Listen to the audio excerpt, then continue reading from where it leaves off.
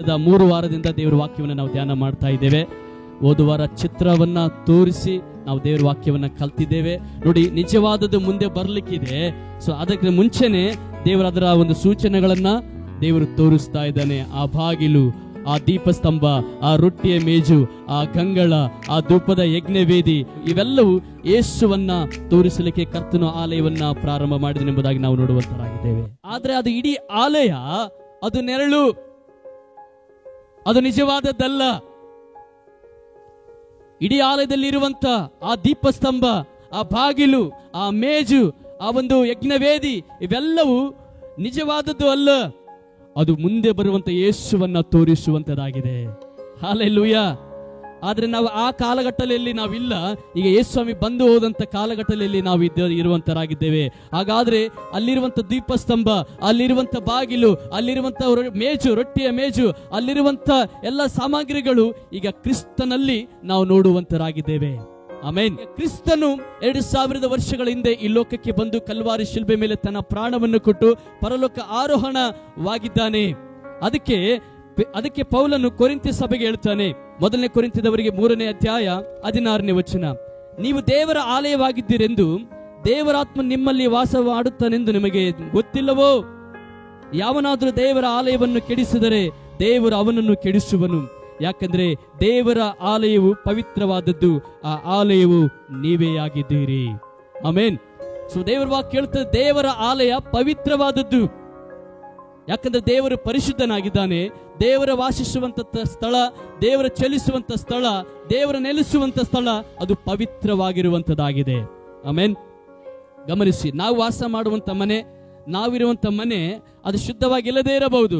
ಅದು ದೇವರು ವಾಸ ಮಾಡುವಂತ ಮನೆ, ದೇವರ ವಾಸ ಮಾಡುವಂತ ಸ್ಥಳ, ದೇವರ ವಾಸ ಮಾಡುವಂತ ಆಲಯ, ಅದು ಪರಿಶುದ್ಧವಾದದೆಂಬುದಾಗಿ ನಾವೆಲ್ಲರೂ ತಿಳ್ಕೊಳ್ಬೇಕಾಗಿದೆ.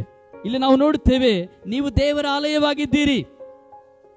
ಪೌಲನು ಹೇಳ್ತಾನೆ ಕೊರಿಂಥ ಸಭೆಗೆ, ಕೊರಿಂಥ ಸಭೆ, ಈಗ ಕಟ್ಟಲ್ಪಟ್ಟಂತ ಆಲಯವನ್ನು ನಾವು ದೃಷ್ಟಿಸುವವರಲ್ಲ, ಅದು ಛಾಯೆ ಆಗಿರುವಂತ, ನೆರಳಾಗಿರುವಂತ ಆಲಯವನ್ನ ನಾವು ನೋಡುವವರಲ್ಲ, ನಾವೇ ದೇವರ ಆಲಯವಾಗಿದ್ದೀವಿ. ಯಾಕೆಂದ್ರೆ ಅದನ್ನು ತೋರಿಸುವಂತ ಯೇಸು ನಮ್ಮ ಒಳಗಡೆ ಇದ್ದಾನೆ.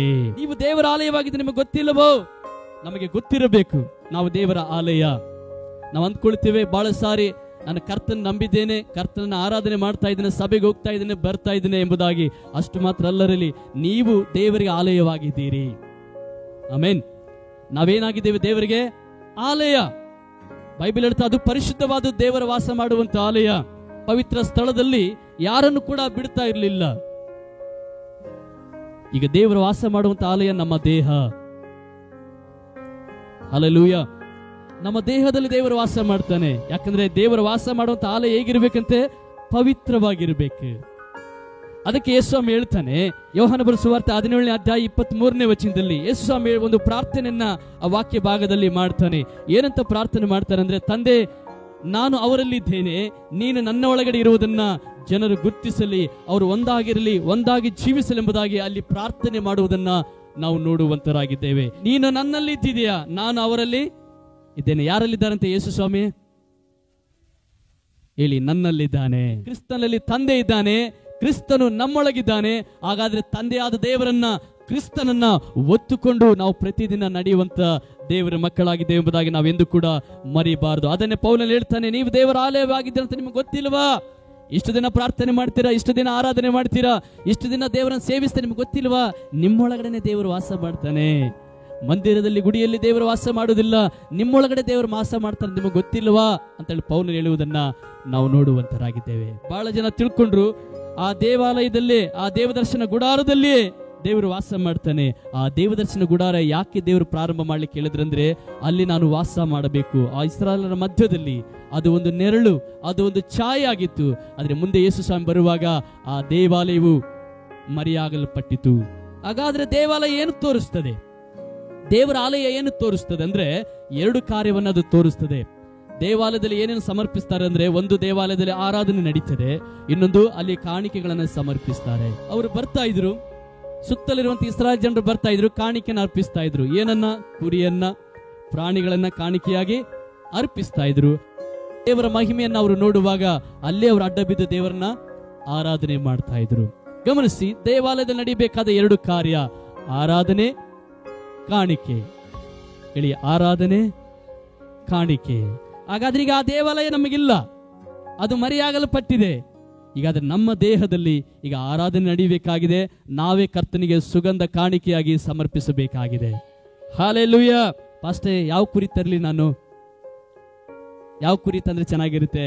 ಹಾಡು ತರಬೇಕಾ, ಕುರಿ ತರಬೇಕಂತ ಹೇಳುದು ಆ ಒಂದ್ರ ಬಗ್ಗೆ ಕಾಣಿಕೆ ಅಲ್ಲ. ಇಲ್ಲಿ ಸಮರ್ಪಿಸುವಂತ ಕಾಣಿಕೆ ನಾವೇ ಆಗಿದ್ದೇವೆ. ಆಮೆನ್. ಅವರು ಕುರಿಯನ್ನ, ಪ್ರಾಣಿಗಳನ್ನ ಕಾಣಿಕೆಯಾಗಿ ಕೊಡ್ತಾ ಇದ್ರು. ಆದ್ರೆ ಯೇಸು ಬಂದ ಮೇಲೆ ಅವೆಲ್ಲ ನಿಂತು ಹೋದವು. ಈಗ ನಾವೇ ದೇವರಿಗೆ ಕಾಣಿಕೆಯಾಗಿದ್ದೇವೆ. ಒಂದು ಸಾರಿ ಒಬ್ಬ ದೇವರ ಸೇವಕರು ಪ್ರಸಂಗ ಮಾಡ್ತಾ ಇದ್ರಂತೆ. ಸಂದೇಶವನ್ನು ಸಾರ್ತಾ ಇರುವಾಗ, ನಮ್ಮ ದೇವರಿಗೆ ಶ್ರೇಷ್ಠವಾದ ಕಾಣಿಕೆಯನ್ನು ಕೊಡೋಣ, ನಮ್ಮ ದೇವರಿಗೆ ಶ್ರೇಷ್ಠವಾದ ಕಾಣಿಕೆಯನ್ನು ಸಮರ್ಪಣೆ ಮಾಡೋಣ ಎಂಬುದಾಗಿ ಹೇಳಿ ಒಂದು ದೊಡ್ಡ ಗಂಗಾಳೆಯನ್ನ ತೆಗೆದುಕೊಂಡು ಬಂದು ಮುಂದೆ ಇಟ್ಟು ಹೇಳಿದಂತೆ, ಈಗ ನಮ್ಮ ದೇವರಿಗೆ ಕಾಣಿಕೆಯನ್ನು ಕೊಡೋಣ. ಅವಾಗೆಲ್ಲ ಸಭಿಕರು ಪ್ರಾರ್ಥಿಸ್ತಾ ಇದ್ದಾರೆ, ನೋಡ್ತಾ ಇದ್ದಾರೆ, ಯಾರು ಕೂಡ ಮುಂದೆ ಬರ್ತಾ ಇಲ್ಲ. ಪಾಸ್ಟರ್ ಹೇಳಿದೇನು, ದೇವರಿಗೆ ಒಳ್ಳೆ ಕಾಣಿಕೆ, ಶ್ರೇಷ್ಠವಾದ ಕಾಣಿಕೆ ಕೊಡೋಣ. ಯಾರು ಕೂಡ ಸಭೆಯರು ಮುಂದೆ ಬರಲಿಲ್ಲ. ಅವಾಗ ಒಬ್ಬ ಚಿಕ್ಕ ಹುಡುಗ, ಸುಮಾರು 8 ರಿಂದ 10 ವರ್ಷ ಹುಡುಗ, ನೇರವಾಗಿ ಬಂದು ಆ ಒಂದು ಗಂಗಾಳದ ಮೇಲೆ ನಿಂತುಕೊಂಡು ಪಾಸ್ಟರ್ ಹೇಳಿದಂತೆ, ಪಾಸ್ಟ್ರೇ, ನನ್ನ ಹತ್ರ ಏನೂ ಇಲ್ಲ ಕೊಡ್ಲಿಕ್ಕೆ, ನಾನೇ ದೇವರಿಗೆ ಕಾಣಿಕೆಯಾಗಿ ಕೊಡುತ್ತೇನೆ. ಹಾಲೆಲೂಯಾ. ನನ್ನನ್ನೇ ದೇವರಿಗೆ ಕಾಣಿಕೆಯಾಗಿ ಕೊಡುತ್ತೇನೆ. ಹೌದು, ನಾವೇ ನಿಜವಾದ ಕಾಣಿಕೆಯಾಗಿದ್ದೇವೆ. ಸೊ ನಮ್ಮನ್ನು ನಾವು ದೇವರಿಗೆ ಸಮರ್ಪಿಸಬೇಕಾಗಿದೆ. ರೋಮ 12ನೇ ಅಧ್ಯಾಯ 1ನೇ ವಚನ. ಆದ್ದರಿಂದ ಪ್ರಿಯ ಸಹೋದರರೇ, ದೇವರ ಕನಿಕರವನ್ನು ನಿಮ್ಮ ನೆನಪಿಗೆ ತಂದುಕೊಂಡು ನಿಮ್ಮನ್ನು ಬೇಡಿಕೊಳ್ಳುವುದೇನೆಂದರೆ, ನೀವು ನಿಮ್ಮ ದೇಹಗಳನ್ನು ಮೀಸಲಾಗಿ ಮೆಚ್ಚುಗೆಯಾಗಿರುವ ಸಜೀವ ಯಜ್ಞವಾಗಿ ಸಮರ್ಪಿಸಿರಿ, ಇದೇ ನಿಮ್ಮ ವಿವೇಕಪೂರ್ವಕವಾದ ಆರಾಧನೆ. ಇಲ್ಲಿ ಪೌಲನು ಹೇಳ್ತಾನೆ, ನಮ್ಮ ದೇಹವನ್ನು ದೇವರಿಗೆ ಸಮರ್ಪಿಸುವುದೇ ಆರಾಧನೆ, ನಮ್ಮ ದೇಹವನ್ನು ದೇವರಿಗೆ ಕೊಡುವಂತದೇ ಕಾಣಿಕೆ. ಹಲ್ಲೆಲೂಯಾ. ಇವತ್ತು ಬಹಳ ಜನ ದೇವರಿಗೆ ಬಾಯಿ ಮಾತ್ರ ಕಾಣಿಕೆಯಾಗಿ ಕೊಡುತ್ತಾರೆ, ಕೈಗಳನ್ನು ಕೊಡಲ್ಲ. ಇನ್ನು ಕೆಲವು ಜನರು ಕೈಗಳನ್ನು ದೇವರಿಗೆ ಕಾಣಿಕೆಯಾಗಿ ಕೊಟ್ರೆ, ಇನ್ನು ಕೆಲವರು ನಾಲಿಗೆ ಮಾತ್ರ ದೇವರಿಗೆ ಕಾಣಿಕೆಯಾಗಿ ಕೊಡುತ್ತಾರೆ. ನಿಮ್ಮ ದೇಹವನ್ನ ದೇವರಿಗೆ ಮೀಸಲಾಗಿ ಮೆಚ್ಚುಗೆಯಾಗಿರುವ ಸಜೀವ ಯಜ್ಞವಾಗಿ ಸಮರ್ಪಿಸಿರಿ, ಇದೇ ವಿವೇಕಪೂರ್ವಕವಾದ ಆರಾಧನೆ, ನಿಜವಾದ ಆರಾಧನೆ, ಬುದ್ಧಿಯಿಂದ ಮಾಡುವಂತ ಆರಾಧನೆ, ಜ್ಞಾನದಿಂದ ಮಾಡುವಂತ ಆರಾಧನೆ. ನಿಜವಾದ ಆರಾಧನೆ ಏನಂದ್ರೆ ನಿಮ್ಮ ದೇಹವನ್ನು ದೇವರಿಗೆ ಒಪ್ಪಿಸಿಕೊಡೋದೇ ಆರಾಧನೆ. ಹಲ್ಲೆಲೂಯಾ. ಪೌಲನು ಹೇಳ್ತಾನೆ, ನಿಮ್ಮ ದೇಹವನ್ನೇ ದೇವರಿಗೆ ಕಾಣಿಕೆಯಾಗಿ ಸಮರ್ಪಿಸಿರಿ. ಯಾಕಂದ್ರೆ ನಿಮ್ಮ ದೇಹದಲ್ಲಿ ಯಾರು ವಾಸ ಮಾಡ್ತಾರೆ? ಯೇಸು ಸ್ವಾಮಿ. ಈ ದೇಹ ದೇವಾಲಯವಾಗಿರೋದ್ರಿಂದ, ಆತನು ವಾಸ ಮಾಡ್ತಾ ಇರೋದ್ರಿಂದ ಈ ದೇಹ ನಿಮ್ಮ ಇಷ್ಟದಂತೆ ನಡೆಯಕೂಡದು, ಆತನ ಚಿತ್ತದಂತೆ ನಡೆಯಬೇಕಾಗಿದೆ. ಆಮೆನ್. ಹಾಗಾದ್ರೆ ನಮ್ಮ ದೇಹವನ್ನು ಸಮರ್ಪಿಸುವುದೇ ಆರಾಧನೆ, ನಮ್ಮ ದೇಹವನ್ನು ದೇವರಿಗೆ ಒಪ್ಪಿಸಿಕೊಡುವುದೇ ಕಾಣಿಕೆ, ನಿಜವಾದ ಕಾಣಿಕೆ, ನಿಜವಾದ ದೇವರ ಆಲಯ, ನಿಜವಾದ ಆರಾಧನೆ. ಬಹಳಷ್ಟು ಜನ ಏನ್ ಮಾಡ್ತಾರೆ ಅಂದ್ರೆ, ಸರ್ ನೀವು ಚರ್ಚಿಗೆ ಹೋಗ್ತಾ ಇದ್ದಲ್ರಿ, ಈಗ ನಾನು ಕೂಡ ಸ್ವಲ್ಪ ಕಾಣಿಕೆ ಕೊಡ್ತೀನಿ, ನನ್ನ ಕಾಣಿಕೆ ಕೂಡ ಹಾಕ್ರಿ ಹೇಳ್ತಾರಲ್ವಾ. ಸಭೆಗೆ ಬರುವ ಕೆಲವೊಂದ್ಸಲ ಹೇಳ್ತಾರಲ್ವಾ, ನೀವು ಸಭೆಗೆ ಹೋಗ್ತಾ ಇದ್ರಿ, ಈಗ ನನ್ನ ಕಾಣಿಕೆ ತಗೊಂಡೋಗಿ ಕೂಡ ಏನ್ ಮಾಡ್ರಿ, ಹಾಕ್ರಿ. ಕೊಡುವುದು ಒಳ್ಳೇದೇ, ಆದ್ರೆ ನಿನ್ನ ಕಾಣಿಕೆಗಿಂತ ಮೊದಲು ದೇವರಿಗೆ ಯಾರು ಬೇಕು? ನೀನು ಬೇಕು. ನಿನ್ನ ದೇಹವೇ ದೇವರಿಗೆ ಕಾಣಿಕೆಯಾಗಿ ಬೇಕು. ಹೇಗೆ ನಾವು ದೇವರಿಗೆ ಸಮರ್ಪಿಸಬೇಕು? ಇಬ್ರಿ 13ನೇ 15ನೇ ವಚನ. ಆತನ ಮೂಲಕವಾಗಿಯೇ ದೇವರಿಗೆ ಸ್ತೋತ್ರದ ಯಜ್ಞವನ್ನು ಎಡಬಿಡದೆ ಸಮರ್ಪಿಸೋಣ. ಅಂದರೆ ಯೇಸುವಿನ ಮೂಲಕವಾಗಿಯೇ ತಂದೆಯಾದ ದೇವರಿಗೆ ಸ್ತೋತ್ರದ ಯಜ್ಞಗಳನ್ನು ಸಮರ್ಪಿಸೋಣ.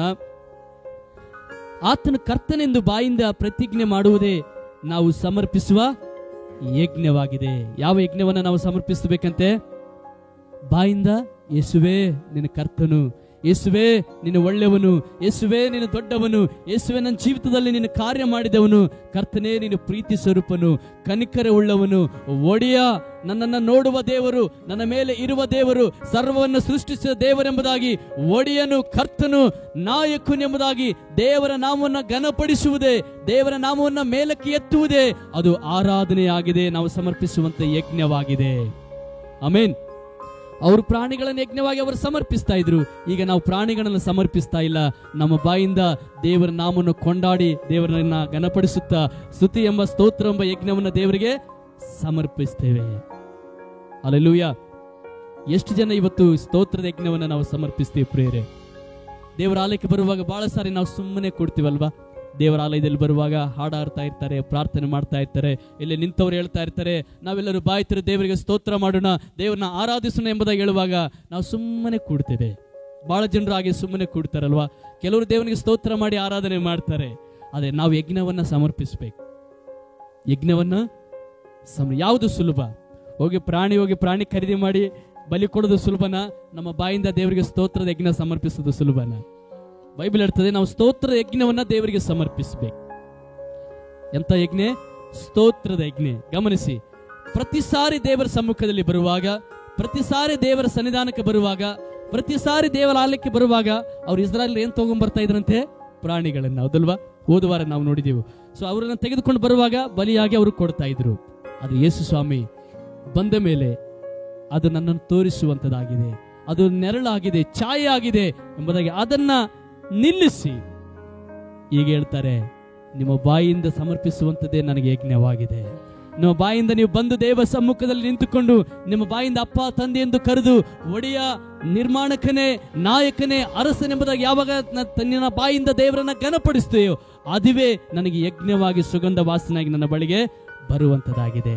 ಈ ಯಜ್ಞ ಎಷ್ಟು ಜನ ಸಮರ್ಪಿಸ್ತೀವಿ ಪ್ರಿಯ? ದೇವರ ಆಲಯಕ್ಕೆ ಬರುವಾಗ ಎಷ್ಟು ಜನ ನಾವು ಸಮರ್ಪಣೆ ಮಾಡ್ತೇವೆ? ಹಲ್ಲೆಲೂಯಾ. ಒಂದು ವೇಳೆ ಸಮರ್ಪಣೆ ಮಾಡಿಲ್ಲ ಅಂದ್ರೆ ಇವತ್ತಿನಿಂದ ನಾವು ದೇವರಿಗೆ ಸಮರ್ಪಣೆ ಮಾಡೋಣ. ಅದಕ್ಕೆ ಕೀರ್ತನಗಾರನು ಹೇಳ್ತಾನೆ, ಯಾರು ಸ್ತುತಿ ಯಜ್ಞವನ್ನು ಸಮರ್ಪಿಸ್ತಾರೋ ತಾವೇ ನನ್ನನ್ನ ಗೌರವಿಸ್ತಾರೆ. ಇಬ್ರಿಯ 13:15 ನಾವು ನೋಡ್ತಾ ಇದ್ದೇವೆ. ಆತನ ಕರ್ತನೆಂದು ಬಾಯಿಂದ ಪ್ರತಿಜ್ಞೆ ಮಾಡುವುದೇ ನಾವು ಸಮರ್ಪಿಸುವ ಯಜ್ಞವಾಗಿದೆ. ನಾವು ಸಮರ್ಪಿಸುವ ಯಜ್ಞ ಇನ್ನು ಮೇಲೆ ಪ್ರಾಣಿಯಲ್ಲ, ಪಕ್ಷಿಯಲ್ಲ. ನಮ್ಮ ಬಾಯಿಂದಲೇ ಯೇಸುವೇ ನೀನು ಒಡೆಯನು, ಎಸಪ್ಪ ನೀನು ಸೃಷ್ಟಿಕರ್ತನು, ನನ್ನ ಜೀವಿತದಲ್ಲಿ ಕಾರ್ಯ ಮಾಡಿದವನು, ನೀನು ದೊಡ್ಡವನಾಗಿದೆ ಕರ್ತನೆಂಬುದಾಗಿ ನಮ್ಮ ಬಾಯಿಂದ ಯಾವಾಗ ದೇವರ ನಾಮವನ್ನು ಹೊಗಳಿ ಹೇಳ್ತೀವೋ ಅದೇ ದೇವರಿಗೆ ಸುವಾಸನೆಯ ಯಜ್ಞವಾಗಿದೆ. ಹಾಗೆ ನಾವು ನೋಡ್ತೇವೆ ಪೇತ್ರನ ಬರೆದ ಪತ್ರಿಕೆಯಲ್ಲಿ ಕೂಡ 1 ಪೇತ್ರ 2ನೇ ಅಧ್ಯಾಯ 5ನೇ ವಚನ, ಯೇಸು ಕ್ರಿಸ್ತನ ಮೂಲಕ ದೇವರಿಗೆ ಸಮರ್ಪವಾದ ಆತ್ಮೀಯ ಯಜ್ಞಗಳನ್ನು ಸಮರ್ಪಿಸುವುದಕ್ಕೆ ಪವಿತ್ರ ಯಾಜಕ ವರ್ಗದವರು ನಾವಾಗಿದ್ದೇವೆ. ನಾವು ಸಮರ್ಪಣೆ ಮಾಡುವಂತ ಯಜ್ಞ ಯಾವುದು? ಆತ್ಮೀಯ ಯಜ್ಞ. ಆತ್ಮೀಯ ಯಜ್ಞ ಅಂದ್ರೆ ಗೊತ್ತಾ? ಕಾಣದೇ ಇರುವಂತದ್ದು. ಕಾಣುವಂತ ಯಜ್ಞ ಕುರಿ, ಕಾಣದೇ ಇರುವಂತದ್ದು ಆತ್ಮೀಯ ಯಜ್ಞ. ಯಾವುದು? ಸ್ತುತಿ, ಸ್ತೋತ್ರ, ದೇವರನ್ನ ಘನಪಡಿಸುವುದು, ದೇವರ ನಾಮನ ಕೊಂಡಾಡುವಂಥದ್ದು, ಇದು ಆತ್ಮೀಯ ಯಜ್ಞ. ಯಾಜಕರು ಹೋಗಿ ಬಲಿಯನ್ನ ಸಮರ್ಪಿಸ್ತಾ ಇದ್ರು. ಹೊಸ ಒಡಂಬಡಿಕೆಯಲ್ಲಿ ಬರುವಾಗ ನಾವೇ ದೇವರಿಗೆ ಯಾಜಕರಾಗಿದ್ದೇವೆ. ನಾವು ಸಮರ್ಪಿಸುವಂತ ಯಜ್ಞ ಅದು ಆತ್ಮೀಯ ಯಜ್ಞ. ಸ್ತುತಿ ಸ್ತೋತ್ರವು ನಮ್ಮ ಬಾಯಿಂದ ಬರುವಂತದ್ದೇ ದೇವರಿಗೆ ಯಜ್ಞವಾಗಿದೆ. ಯೇಸು ಸ್ವಾಮಿ ನಮ್ಮ ಒಳಗಡೆ ವಾಸ ಮಾಡುವಾಗ ಈ ಯಜ್ಞವನ್ನ ನಾವು ಸಮರ್ಪಿಸಲೇಬೇಕು. ಆಮೆನ್. ನೋಡಿ, ಅತಿ ಪವಿತ್ರ ಸ್ಥಳದಲ್ಲಿ ದೇವರ ಸಾನ್ನಿಧ್ಯ ಇರ್ತಾ ಇತ್ತು. ದೇವರ ಮಹಿಮೆ ಚಲಿಸುವಾಗ ಸೊ ಅವರು ಪ್ರಾಣಿಗಳನ್ನು ಸಮರ್ಪಿಸಿ, ಯಜ್ಞವನ್ನು ಸಮರ್ಪಿಸಿ ದೇವರನ್ನ ಆರಾಧನೆ ಮಾಡ್ತಾ ಇದ್ರು. ಆದ್ರೆ ಈಗ ಅದೇ ದೇವಾಲಯ ನಮ್ಮ ಒಳಗಡೆ ಈಗಿದೆ. ಅದೇ ಬೆಳಕು, ಅದೇ ದೀಪಸ್ತಂಭ, ಅದೇ ಬಾಗಿಲು, ಅದೇ ಮೇಜು, ಅದೇ ಧೂಪದ ಆರಾತಿ, ಅದೇ ಒಂದು ಧೂಪ ಬಲಿಪೀಠ, ಅದೇ ಒಂದು ಮೇಜು, ಅದೇ ಒಂದು ಗಂಗಾಳ ನಮ್ಮ ಒಳಗಡೆ ಇರುವುದರಿಂದ ಸೊ ನಮ್ಮಲ್ಲಿ ದೇವರನ್ನ ಆರಾಧನೆ ಮಾಡಬೇಕಾಗಿದೆ. ಅದು ಕಾಣುವಂತ ಆರಾಧನೆ, ಇದು ಆತ್ಮೀಯ ಆರಾಧನೆ. ಅವರು ಯಾಜಕರು ಸಮರ್ಪಿಸ್ತಾ ಇದ್ರು, ನಾನೇ ದೇವರಿಗೆ ಯಾಜಕಳು ಆಗಿದ್ದೇನೆ. ಅದಕ್ಕೆ ಪೌಲನು ಹೇಳ್ತಾನೆ, ನೀವು ದೇವರ ಆಲಯವಾಗಿದ್ದೀರಿ. ದೇವರು ನಿಮ್ಮ ಒಳಗಡೆ ವಾಸ ಮಾಡ್ತಾನೆ. ಈ ದೇವಾಲಯದಲ್ಲಿ ಆರಾಧನೆ ನಡೀಬೇಕು, ಈ ದೇವಾಲಯದಲ್ಲಿ ಸ್ತುತಿ ಸ್ತೋತ್ರ ನಡೀಬೇಕು. ಈ ದೇವಾಲಯದಲ್ಲಿ ಯಾವಾಗಲೂ ಕೂಡ ದೇವರಿಗೆ ಸಮರ್ಪಿಸುವ ಕಾಣಿಕೆ ಇರಬೇಕು. ಪ್ರತಿ ಸಾರಿ ದೇವರ ಸನ್ನಿಧಾನಕ್ಕೆ ಬರುವಾಗ, ದೇವರೇ ನನ್ನನ್ನು ನಿನಗೆ ಒಪ್ಪಿಸಿಕೊಡುತ್ತೇನೆ, ನನ್ನ ಮನಸ್ಸನ್ನು ನಿನ್ನ ಕೈಲಿ ಒಪ್ಪಿಸಿಕೊಡುತ್ತೇನೆ, ನನ್ನ ಹೃದಯವನ್ನು ನಿನ್ನ ಕೈಲಿ ಒಪ್ಪಿಸಿಕೊಡುತ್ತೇನೆ, ನನ್ನ ಕೈಗಳನ್ನು ನಿನ್ನ ಕೈಲಿ ಒಪ್ಪಿಸಿಕೊಡುತ್ತೇನೆ, ದೇವರೇ ನನ್ನ ಅಂಗಾಂಗಗಳನ್ನ ನಿನ್ನ ಕೈಯಲ್ಲಿ ಒಪ್ಪಿಸಿಕೊಡುತ್ತೇನೆ. ಪ್ರತಿ ಸಾರಿ ಬರುವಾಗ ದೇವರಿಗೆ ನಾವು ಕಾಣಿಕೆಯಾಗಿ ಒಪ್ಪಿಸಬೇಕು. ಒಂದು ಸಾರಿ ಒಬ್ಬ ದೇವರ ಮಗನು ರೈಲಲ್ಲಿ ಪ್ರಯಾಣ ಮಾಡ್ತಾ ಇರುವಾಗ ಅನೇಕರು ಕೆಳಗಡೆ ಕೂತಿದ್ದಾರೆ. ಮೇಲೊಬ್ಬರು ದೇವರು ನಂಬಿದಂತ ಆತನು ಕೂತಿದ್ದಾನೆ, ಬೈಬಲ್ ಓದ್ತಾ ಟ್ರೈನಲ್ಲಿ ಕೂತಿದ್ದಾನೆ. ಆದ್ರೆ ಕೆಳಗಡೆ ಕುಂತವಳು ಇಸ್ಪೀಟನ್ನು ಆಡ್ತಾ ಇದ್ದಾರೆ. ಅದನ್ನ ಆಡ್ತಾ ಇರುವಾಗ ಒಂದು ಕೈ ಕಡಿಮೆ ಬಿದ್ದಿದಂತೆ ಅವರಿಗೆ, ಅಂದ್ರೆ ಒಬ್ರು ಕಂಬಿದ್ದಾರಂತೆ. ಅವಾಗ ನೋಡಿದ್ರು ಯಾರು ನಮ್ಮ ಜೊತೆ ಬಂದು ಆಟ ಆಡ್ತಾರೆ ಎಂಬುದಾಗಿ. ಮೇಲೆ ನೋಡುವಾಗ ಅವರು ಬೈಬಲ್ ಓದ್ತಾ ಇದ್ದಾರೆ. ಅವಾಗ ಹೇಳಿದ್ರು, ಅವ್ರು ಕರೆದ್ರಂತೆ, ನೀವು ಬರ್ರಿ ಕೆಳಗಡೆ. ಯಾಕ್ರಿ ಅಂತ ಕೇಳಿದ್ರಿ. ನಮಗೊಂದು ಕೈ ಕಂಬಿದ್ದದ, ಬರ್ರಿ ಕೆಳಗಡೆ, ನಮ್ಗೆ ಆಡಕ್ಕೆ ಒಬ್ರು ಕಂಬಿದ್ದಾರೆ, ನಮ್ಮ ಕೈ ಕಂಬಿದೆ ಬನ್ನಿ ಅಂತ. ಅವಾಗ ಅವರು ಹೇಳಿದ್ರಂತೆ ಮೇಲಿನಿಂದ, ಸರ್ ನನಗೆ ಕೈಗಳಿಲ್ಲ. ಏನಿಲ್ಲ ಅಂತ ಹೇಳಿದ್ರಂತೆ? ಏನ್ ಹೇಳ್ತೀರಿ? ಕೈ ಹಿಡ್ಕೊಂಡು ಬೈಬಲ್ ಓದ್ತಾ ಇದ್ರೆ ಕೈ ಇಲ್ಲ ಅಂತ ಹೇಳ್ತಿರಲ್ಲ ನೀವು. ಅವಾಗ ಹೇಳಿದ್ರಂತ, ಇಲ್ಲ ಸರ್ ನನಗೆ ಕೈಗಳಿಲ್ಲ. ಯಾಕೆ ನಿನಗೆ ಕೈಗಳಿಲ್ಲ ಅಂತ ಕೇಳಿದಾಗ ಅವ್ರು ಹೇಳಿದ್ರಂತೆ, ಈ 2 ಕೈಗಳನ್ನ ಯೇಸು ಸ್ವಾಮಿಗೆ ನಾನು ಕೊಟ್ಟಿದ್ದೇನೆ. ಯೇಸು ಸ್ವಾಮಿಗೆ ಕೈಗಳನ್ನು ಕೊಟ್ಟಿದ್ದೇನೆ. ಈ ಕೈಗಳಿಂದ ನಾನು ದೇವರನ್ನ ಸ್ತುತಿಸ್ತೇನೆ. ಈ ಕೈಗಳಿಂದ ದೇವರನ್ನ ಆರಾಧನೆ ಮಾಡ್ತೇನೆ. ಆಗ ಈ ಕೈಗಳು ಆ ಪರಿಶುದ್ಧತೆ ನಾನು ಮಾಡಿಕೊಳ್ಳಲ್ಲ. ಯಾಕಂದ್ರೆ ನನ್ನ ದೇಹದಲ್ಲಿ ಯೇಸು ಸ್ವಾಮಿ ಇದ್ದಾನೆ. ನನ್ನ ದೇಹದಲ್ಲಿ ಯೇಸು ಸ್ವಾಮಿ ದೇವಾಲಯವಾಗಿ ಇರುವುದರಿಂದ ನನ್ನ ಕೈಗಳನ್ನು ಆತನಿಗೆ ಒಪ್ಪಿಸಿಕೊಟ್ಟಿದ್ದೇನೆ. ಕೈಗಳಾಗಿರಬಹುದು, ನಮ್ಮ ಮನಸ್ಸಾಗಿರಬಹುದು, ನಮ್ಮ ಹೃದಯವಾಗಿರಬಹುದು, ಇಡೀ ನಮ್ಮ ದೇಹದ ಅಂಗಾಂಗಗಳಾಗಿರಬಹುದು, ದೇವ್ರಿಗೆ ಒಪ್ಪಿಸಿಕೊಡುವಂಥದ್ದೇ ಇದೇ ಕಾಣಿಕೆ. ಪ್ರತಿ ಸಾರಿ ಒಪ್ಪಿಸಿಕೊಡ್ಬೇಕ್ರಿ. ಹಳೆ ಒಡಂಬಡಿಕೆಯಲ್ಲಿ ಅವರು ಪ್ರತಿ ಸಾರಿ ತಪ್ಪು ಮಾಡಿದಾಗೆಲ್ಲ ಒಂದು ಪ್ರಾಣಿ ತರ್ತಾ ಇದ್ರಂತೆ. ಏನ್ ಮಾಡ್ತಾ ಇದ್ರಂತೆ? ಅವ್ರು ಏನಾದ್ರೂ ತಪ್ಪು ಮಾಡಿದಾಗ, ಪ್ರತಿ ಸಾರಿ ತಪ್ಪು ಮಾಡಿದಾಗ ಒಂದು ಪ್ರಾಣಿ ತರ್ತಾ ಇದ್ರಂತೆ. ಶ್ರೀಮಂತನಾದ್ರೆ ಕುರಿ ತರ್ತಾ ಇದ್ರು, ಅಥವಾ ಬಡವನಾದ್ರೆ ಪಾರಿವಾಳ ತರ್ತಾ ಇದ್ರಂತೆ. ತಂದು ಅದನ್ನ ಕೊಟ್ಟು ತನ್ನ ಪಾಪವನ್ನ ತೊಳ್ಕೊಳ್ತಾ ಇದ್ರಂತೆ. ನಮ್ಮ ಜೀವನ, ಕ್ರಿಸ್ತಿಯ ಜೀವನ, ನಾವು ನೇರವಾಗಿ ಹೋಗುವಂತ ಜೀವನ ಅಲ್ಲ. ಕೆಲವೊಂದ್ಸರಿ ಬೀಳ್ತೇವೆ, ಹೇಳ್ತೇವೆ, ಆತ್ಮಿಕವಾಗಿ ಬಿದ್ದೋಗ್ತೇವೆ, ಮತ್ತೆ ಬಲವಂತೇವೆ. ಈಗ ನಾವು ನೋಡ್ತೇವೆ, ಈ ಕೈಯನ್ನ ದೇವ್ರಿಗೆ ಕೊಟ್ಟಿದ್ದೀವಿ ಎಂಬುದಾಗಿ ನಾವು ಹೇಳಿ ಪ್ರಾರ್ಥನೆ ಮಾಡಿ ಒಪ್ಪಿಸಿಕೊಡ್ತೇವೆ. ಅದೇ ಹೊರಗಡೆ ಸ್ವಲ್ಪ ಹೋದ ಮೇಲೆ ಇದೇ ಕೈ ಏನ್ ಮಾಡ್ತೇವೆ? ಕೆಲವೊಂದ್ಸಾರಿ ಮೋಸಗಳನ್ನ ಮಾಡ್ತದೆ. ಇದೇ ಕೈ ಇನ್ನೊಬ್ಬರಿಗೆ ಅನ್ಯಾಯವನ್ನ ಮಾಡ್ತದೆ. ಅದಕ್ಕೆ ಪ್ರತಿ ಸಾರಿ ದೇವರ ಆಲಯಕ್ಕೆ ಬರುವಾಗ ನಮ್ಮನ್ನು ನಾವು ಕಾಣಿಕೆಯಾಗಿ ದೇವರಿಗೆ ಒಪ್ಪಿಸಿಕೊಡ್ಬೇಕಾಗಿದೆ. ಹಲ್ಲೆಲೂಯಾ. ಸೊ ನಮ್ಮ ಹೃದಯದಿಂದ ಏನ್ ಬರ್ಬೇಕಾಗಿದೆ? ನಮ್ಮ ದೇಹ ಕಾಣಿಕೆಯಾಗಿ ಕೊಡ್ಬೇಕಾಗಿದೆ. ನಮ್ಮ ಬಾಯಿಂದ, ನಮ್ಮ ಹೃದಯದಿಂದ ಏನ್ ಬರ್ಬೇಕಾಗಿದೆ? ಯಜ್ಞೆ. ಯಾವ ಯಜ್ಞೆ? ಸ್ತುತಿ ಸ್ತೋತ್ರದ ಯಜ್ಞೆ. ಸ್ತುತಿ ಅಂದ್ರೆ ಹೊಗಳುವಂಥದ್ದು. ಯಾರನ್ನ? ದೇವರನ್ನ. ದೇವರು ನಿನಗೆ ಏನ್ ಮಾಡಿದ್ದಾನೆ, ನಿನ್ನ ಜೀವಿತದಲ್ಲಿ ಏನ್ ಮಾಡಿದ್ದಾನೆ, ನಿನ್ನ ಕುಟುಂಬದಲ್ಲಿ ಏನ್ ಮಾಡಿದ್ದಾನೆ, ನಿನಗೋಸ್ಕರ ಶಿಲುಬೆ ಮೇಲೆ ದೇವರು ಏನ್ ಮಾಡಿದ್ದಾನೆ, ಅದನ್ನ ನೆನೆಸ್ಕೊಂಡು ದೇವರನ್ನು ಹೊಗಳುವಂಥದ್ದೇ ಸ್ತುತಿ ಸ್ತೋತ್ರ. ಅದಕ್ಕಾಗಿಯೇ ದೇವರು ನಮ್ಮನ್ನ ಕರೆದಿದ್ದಾನೆ, ದೇವರು ನಮ್ಮನ್ನು ಆರಿಸಿಕೊಂಡಿದ್ದಾರೆ ಎಂಬುದಾಗಿ ನಾವು ನೋಡುವಂತರಾಗಿದ್ದೇವೆ ಪ್ರೇರೆ. ಹಾಗಾದ್ರೆ ನಮ್ಮ ದೇಹದಲ್ಲಿ ದೇವರು ವಾಸ ಮಾಡ್ತಾನೆ. ದೇವರು ವಾಸ ಮಾಡುವಂತ ಮನೆ ಹೇಗಿರಬೇಕು? ನಾವು ವಾಸ ಮಾಡುವ ಮನೆ ಶುದ್ಧವಾಗಿ ಇಟ್ಕೊಳ್ತೀವಿಲ್ರಿ? ಪ್ರತಿದಿನ ಕಸ ಗುಡಿಸ್ತೀವ? ಎಷ್ಟು ನಾವು ಮನೆಯನ್ನು ಶುದ್ಧವಾಗಿ ಇಟ್ಕೊಳ್ತೀವೋ ಅಷ್ಟು ಆರೋಗ್ಯವಾಗಿರುತ್ತದೆ, ಹೌದಲ್ವಾ? ಯಾವ ಬ್ಯಾಕ್ಟೀರಿಯಾಗಳು ಮನೆಯಲ್ಲಿ ಪ್ರವೇಶ ಮಾಡುವುದಿಲ್ಲ. ನಮ್ಮ ದೇಹವನ್ನು ಶುದ್ಧವಾಗಿ ಇಟ್ಕೋಬೇಕು. ಯಾವಾಗ ಶುದ್ಧವಾಗಿ ನಾವು ಅದನ್ನ ಹಿಡಿತೀವೋ ದೇವರು ವಾಸ ಮಾಡ್ತಾನ್ರಿ. ನೋಡಿ, ಗಲೀಜಿರುವಂತ ಮನೆಯಲ್ಲಿ ಯಾರು ಇರಲ್ಲ. ಆರಾಧನೆ ಅಂದ್ರೆ ಸಮರ್ಪಣೆ. ನಾವು ಆರಾಧನೆ ಅಂತ ಹೇಳ್ತಿಲ್ವಾ? ಎದ್ದು ನಿಂತ್ಕೊಂಡು ಆರಾಧನೆ ಮಾಡೋಣ ಅಂತ ಹೇಳ್ತೀವಿ. ಅದರ ಅರ್ಥ ಏನು? ನಮ್ಮನ್ನು ಒಪ್ಪಿಸಿಕೊಡೋದು. ದೇವರು ಏನು ಮಾಡಿದಾನೋ ಅದನ್ನ ನೆನೆಸಿ ದೇವರಿಗೆ ಯಜ್ಞವನ್ನ ಸಮರ್ಪಿಸೋದು, ನಮ್ಮನ್ನ ಕಾಣಿಕೆಯಾಗಿ ಒಪ್ಪಿಸಿಕೊಡೋದು. ಪ್ರತಿ ಸಾರಿ ದೇವರ ಹತ್ರ ಬರುವಾಗ ನಾವು ಕಾಣಿಕೆಯನ್ನ ದೇವರಿಗೆ ಕೊಡಬೇಕಾಗಿದೆ. ಪ್ರತಿ ಸಾರಿ ಬರುವಾಗ ಏನೇನು ನಾವು ಕಾಣಿಕೆ ಕೊಡಬೇಕಾಗಿದೆ? ನಮ್ಮ ಹೃದಯ, ನಮ್ಮ ಮನಸ್ಸು, ನಮ್ಮ ಕೈಗಳು, ಇಡೀ ನಮ್ಮ ದೇಹವೇ ಕರ್ತನಿಗೆ ಕಾಣಿಕೆಯಾಗಿ ಸಮರ್ಪಿಸಬೇಕಾಗಿದೆ.